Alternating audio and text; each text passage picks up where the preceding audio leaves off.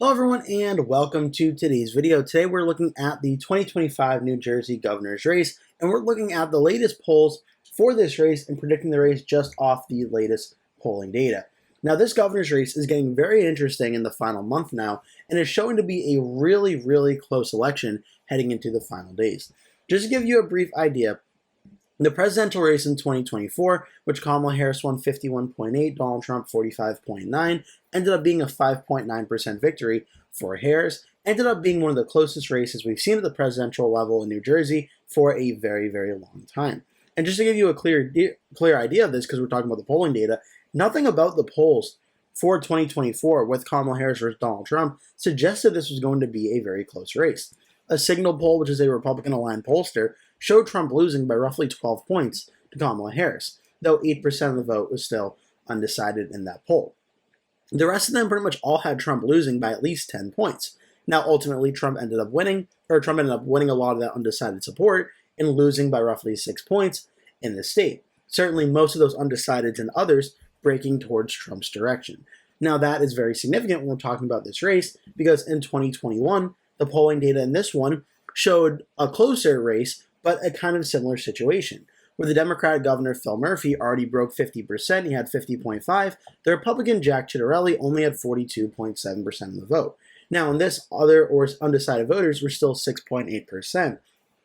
And when everything was said and done, Phil Murphy's support was right around where it was predicted. He got 51.22%.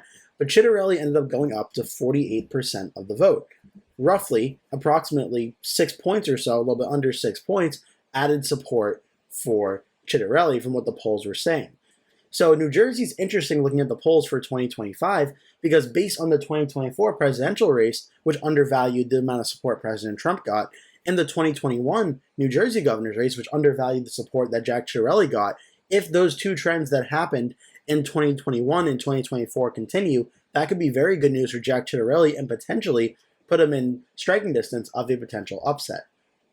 Now for 2025, the Democratic candidate Mikie Sherrill, the U.S. representative from the 11th District, as I mentioned, is facing off against the Republican nominee from 2021, Jack Ciattarelli. Now the polling data on this one is very close right now. The predictions have the race mostly as lean for the Democrats, but the polling is showing a really tightening race here.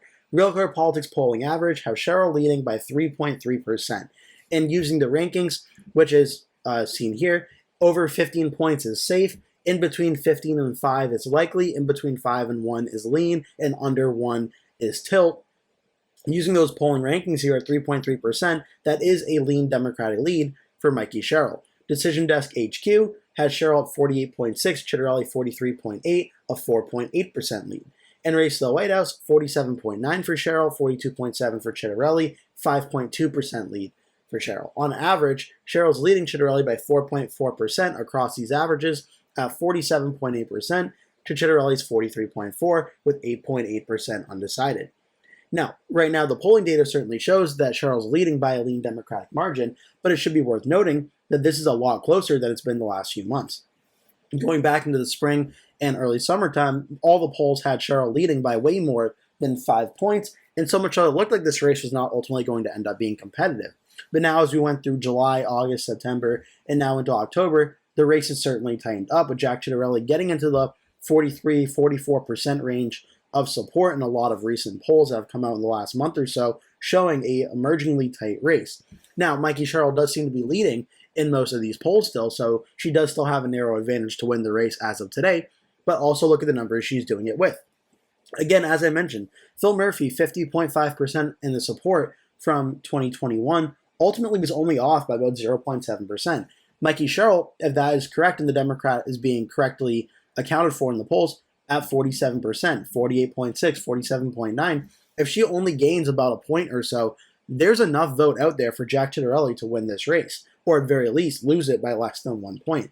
This is a very tight race, and Mikie Sherrill only being in the 47 to 48% range as the Democrat in the state of New Jersey is something that's starting to give a lot of Democrats in New Jersey a little bit of alarm bells here. Now, at the same time, you can't really say, well, the sky is totally falling for Mikie Sherrill, as she is leading in all of the polling averages, and including in most of the recent polls, but at very least, the margins are a lot smaller, which is starting to make this race get more competitive and get a little more scary for the Democrats in that regard, especially if that polling trend, which I showed you from 2021 and 2024, which showed both Trump and Ciattarelli at the low end of the 40% range. Now, if Ciattarelli gets enough of those undecided voters, which there seems to be even more undecideds at this point in time in the 2025 race than in the 2021 race.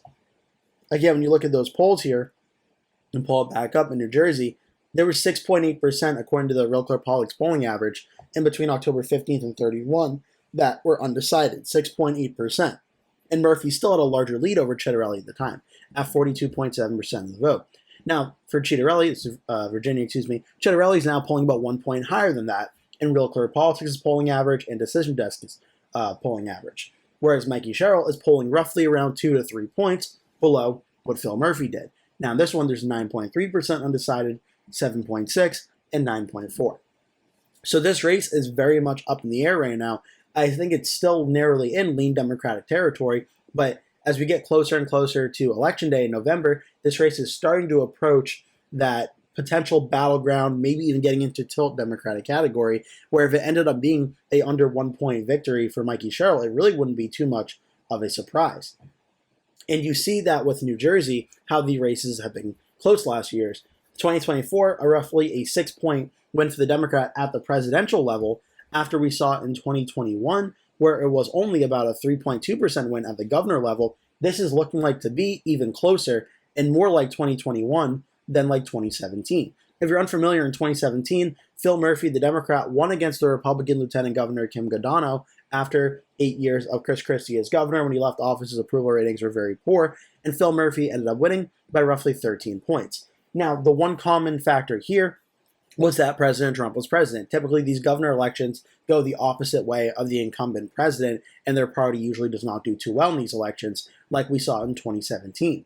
Now, in 2021, though Phil Murphy did win against Jack Ciattarelli losing by only 3.2% was a sign of, well, this was a lot closer, and Ciattarelli did a lot better than, as I showed you, the polls and many political prediction experts were predicting for this race. Now, for 2025, the expectation was, well, this may be a competitive race, but President Trump is president, and typically that means the Democrats should be in a very strong position to win, and will probably win somewhere in between the margins of 2021 and 2017. Now, that is still possible, certainly.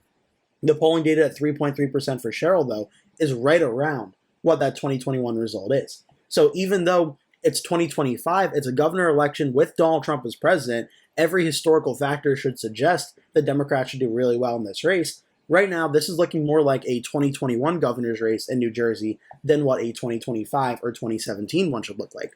Meaning, Mikie Sherrill, the Democrat, is leading. It is a close race, but Jack Ciattarelli, certainly, with the amount of undecided voters that are still out there, has enough support and has a path to support to win this governor's race. And that's something Democrats are starting to acknowledge quietly, probably behind the scenes, and they're starting to realize, okay, in the final month, what can we do to shore up Mikie Sherrill's support? Because I do believe Mikie Sherrill on election day will get at least 47, 48% of the vote. The question is going to be, what does Jack Ciattarelli do? He's at 43.7. As I showed you in 2021, he got 48% of the vote. So can he get to 48%? If he does, 48% would be good. I'm not sure it would be enough for him to win the race. If he gets up to 48, he probably needs to get 49, 50 to have a real chance of doing so. But if he gets up to 48%, that's essentially almost tied with some of the polling averages that Mikie Sherrill has now. The question will be, though, what can Mikie Sherrill do? Can she expand on these margins and win over enough of these undecided voters to get her up to the 49, 50% range or so? Another important aspect for this race that's not really being talked about too much are their two third-party candidates, with the Libertarian Vic Kaplan, Bruno Pereira, and Socialist Workers Joanne Koniecki and Craig Hauntz. Now, these two are interesting. Libertarian candidates on record typically seem to take votes more away from the Republicans than the Democrats, whereas the Socialist Workers Party is more likely to take away votes from the Democrat than from the Republican. So how those voters end up breaking things could play a very significant role. What if, for instance, Mikie Sherrill gets about another point or so that brings her up to around 48%, but Jack Ciattarelli wins a lot of votes that brings up to 48.5%? What if the rest of the remaining vote, that 2% or so, is split among undecided, or between Libertarian and Socialist Workers? Well, that could leave Jack Ciattarelli with a 0.5% win. I'm playing this out because though the polling data does show Sherrill leading by a lean Democratic margin, the math is very much there for Jack Ciattarelli to win, and the closer and closer we get to Election Day, it looks like this race is becoming more and more possible for Ciattarelli to win. Now, that being said, the point of this video is what the polling data is currently showing, and the polling data at 3.3% for Sherrill in Real Car Politics, 4.8 for Sherrill, 5.2 for Sherrill, on average 4.4. That still puts the New Jersey governor's race in the lean Democratic category, which is in between a 1 and 5 point victory. However, I think the race is clearly showing the closer we get to Election Day, this is looking a lot more like 2021, where it's going to be a very close race, that Jack Ciattarelli can maybe pull off an upset, that Mikie Sherrill winning this race by anything close to like a 10-point double-digit win. I think it's certainly looking a lot more like 2021 than it is like 2017. And lastly, just before I end the video, I just want to show you some key areas I'm watching for that were very close in the last governor election. I've gone over this in some videos as well, but I'm watching Bergen County and I'm watching Passaic County, two counties that are suburban that voted very narrowly for the Democrats for Phil Murphy in 2021. Donald Trump won Passaic in 2024. These are two key areas I'm watching very, very closely. I'm also watching the Democratic stronghold of Hudson and Essex County. These are two areas that should be big wins for the Democrats, but I'm watching the margins here. Murphy won 74.25 and 73.5, 25.4. I'm watching the percentages on election night in these two counties. Is Mikie Sherrill getting the numbers that she needs to win the state of New Jersey in these two counties? They're very large in population. Or is Jack Ciattarelli expanding?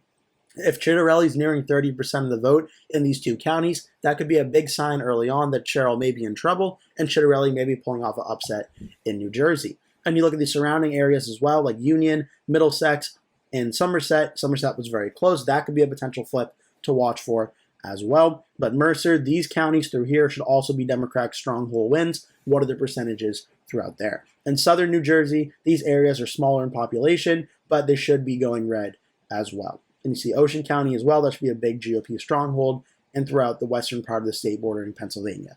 So those are some key areas I'm watching for in New Jersey as well on election night. So bottom line, right now, the polling data shows Mikie Sherrill is projected to win in the lean Democratic category, but this race is certainly getting very close, and I would not be shocked if the week before the election, if I did a video showing Jack Ciattarelli only down by 1 point or so, I would not be shocked to see that one bit. Not 100% guarantee that's going to happen, but the race seems to be trending in that direction, that this is getting very close and getting closer and closer by the day and by the week. I hope you enjoyed this video. Make sure to like and subscribe if you did. I just passed 6,000 subscribers, so I'd really appreciate it if you could hit like and help me get to 7,000 subscribers as well. I would really greatly appreciate that. I also have some big plans for October with a few election night videos currently in the works that I want to get out before the election night for election day for New Jersey, for Virginia, and for New York City mayoral race. So I have those coming out, so make sure to keep an eye out for those over the next few weeks as well. Thank you so much for watching. Again, please remember to hit like and subscribe, and I hope to see you in a future video.